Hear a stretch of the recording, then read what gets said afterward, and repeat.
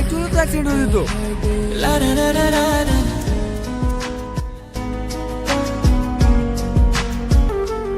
আসলে আমার এই বান্ধবীদের মাথায় একটু সমস্যা আছে তো, তাই বাড়ি থেকে পালিয়ে যাচ্ছিল। ওকে ধরার জন্য ওর পিছু পিছু আসছিলাম। কিন্তু দেখে তো মনে হচ্ছে না এর মাথায় সমস্যা আছে।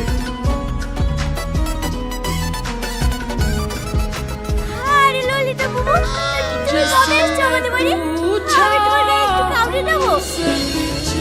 কে তোমার ললিতা বাবু? কেনে তুমি? কি কথা বলছে? বাড়িতে সঙ্গে আমি ললিতা মুখে কামড়াবো, আমি ললিতা মুখে কামড়াবো, আমি ললিতা মুখে কামড়াবো, আমি ললিতা মুখে কামড়াবো। কি পাগল ছাগলের গ্রাম রে ভাই?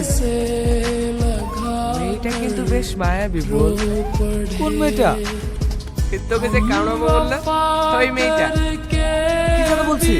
গাড়ি তো তাড়াতাড়ি।